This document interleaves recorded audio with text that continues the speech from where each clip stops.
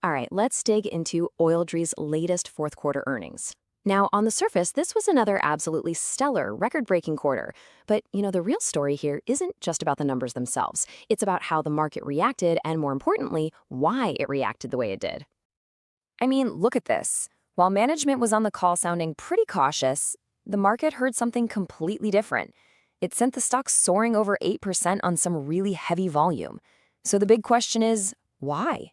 What did investors see that made them hit the buy button so aggressively? So to figure out what's behind that 8% jump, here's our game plan. We're going to start with the headline numbers, then we'll dive into the real growth engine here, their B2B segment. After that, we'll look at management's playbook, they call it Moneyball, and try to decode that disconnect between their words and the market's reaction. And we'll wrap it all up with our own thesis for the next call. Okay, first up, let's just take a look at the earnings snapshot. And I gotta tell you, the company didn't just have a good quarter. They basically just put a cap on a totally record-breaking fiscal year. I mean, just look at the scale of this growth. It's pretty stunning. GAAP EPS shot up 51% year over year. Revenue jumped a solid 10%, and net income, well, that just surged an incredible 53%. These aren't just good numbers. This is the kind of powerful momentum that really gets your attention. And you have to understand, this was not some one-off, flash-in-the-pan quarter.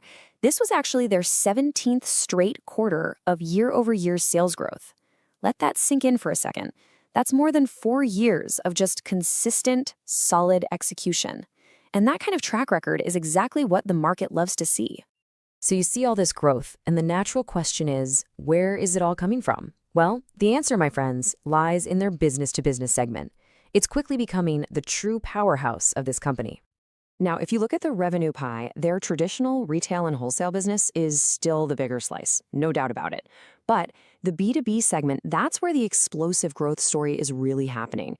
This is the part of the business that has investors leaning in and paying very close attention. The B2B segment as a whole grew a massive 24% year over year. This is the high-margin, high-value part of the business that management has been laser-focused on growing. And let's be honest, it is clearly working. But, okay, if you peek inside that B2B number, you find something that is even more staggering. The agricultural products part of that business grew by 104%. No, that is not a typo. You heard me right. Sales more than doubled, hitting a record $11.9 million for the quarter. Just incredible. And this isn't just happening in a vacuum. This growth is plugged into some major long-term trends. Their fluids purification business is riding the huge wave of renewable diesel. The ag business is absolutely firing on all cylinders thanks to a market recovery and a huge new customer win. And, oh yeah, even animal health put up a record quarter. Everything is just clicking into place for them. Numbers like these don't just happen by accident.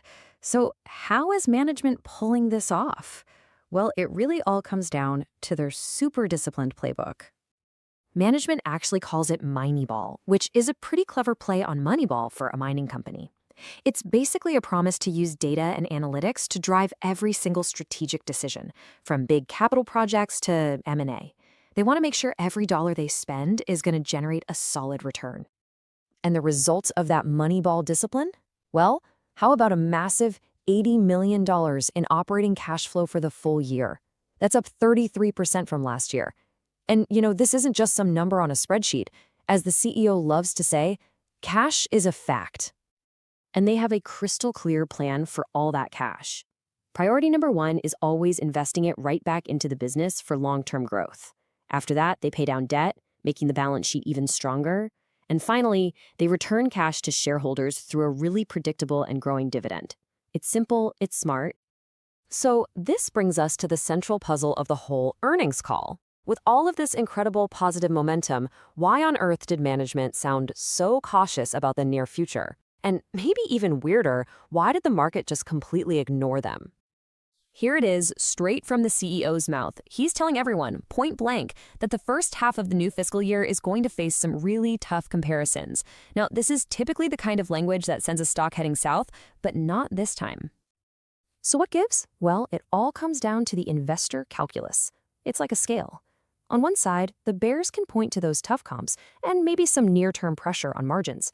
But on the other side, the bulls are looking at a much, much bigger picture.